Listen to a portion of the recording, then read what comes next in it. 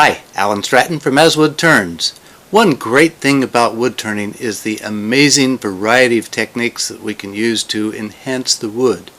Sometimes our wood is very plain, and when that is the case, I think that I want to explore airbrushing more. In fact, I took a class recently from Jay Shepard, in which we wanted to do some airbrushing.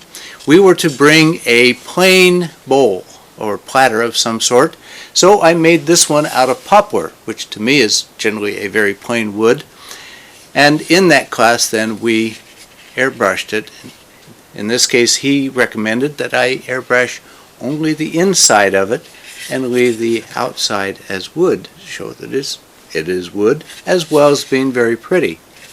So let's make and paint the inside of this plain poplar bowl.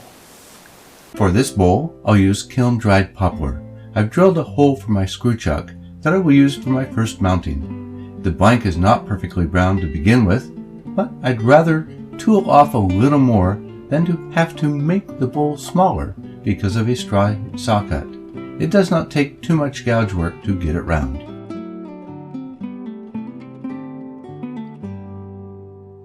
Next, for this bowl, I'll use an expansion hold onto my 4-jaw chuck. So, after measuring, I need to cut a mortise in the base.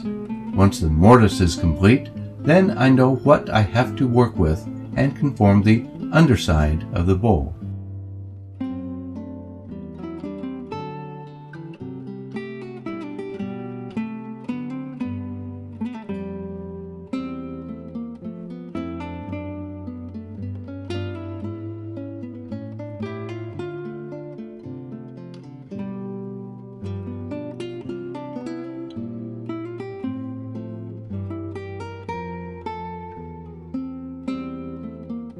Just in case I cannot get back to this area, I'll sand and apply some shellac friction polish to the underside. With the underside completed, I can unscrew the wood from the screw chuck and remount the bowl onto my 4-jaw chuck using the mortise I cut earlier. Then hollow the bowl. I'm working the outer couple of inches first to leave most of the middle.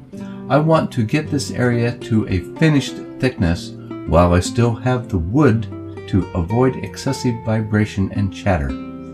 After all that work with the gouge, it does not take too much with a heavy bowl scraper to finish off the underside.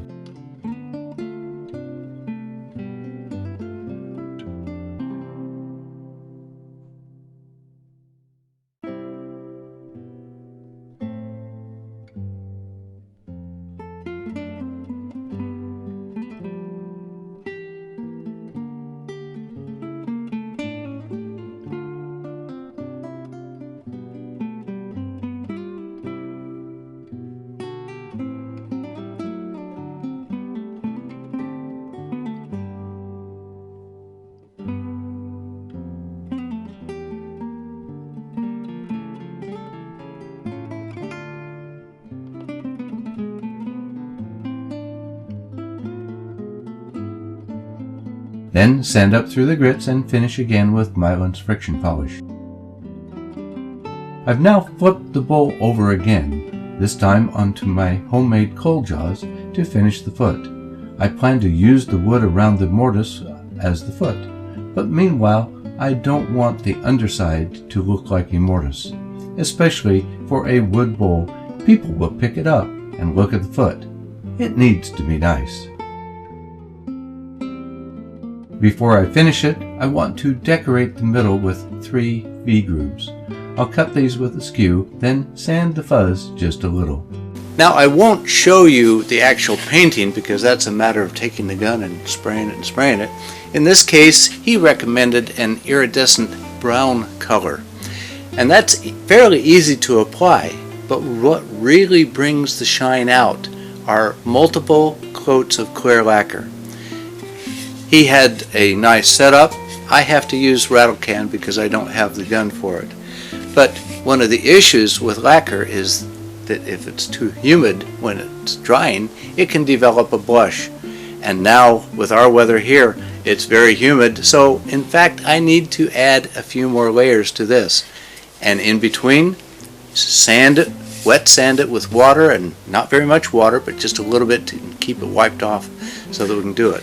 One of the things that I use to help in the painting, however, I don't know where I saw this or how the idea came up, but I have just a flat block of wood here, and I drilled holes in a pattern around it so that I can move these pegs around to fit the bowl that I have, and then for painting I can set it up on here and paint this side, let it dry, and paint the other side and let it dry.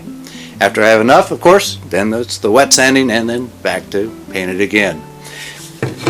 I'm happy with this bowl, not quite done, but I'm happy with it, and we'll do some more airbrushing in the future.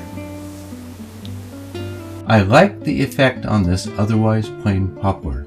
I'll have to develop my airbrushing more. There's so much to experiment with. With that, we'll see you again next week with another wood turning video. I love your feedback via your comments. Please like this video, and if you haven't already subscribed, please subscribe to both my website and YouTube channel. Always wear your full face shield. Goggles are not enough. Until next time, this is Alan Stratton from As Wood Turns.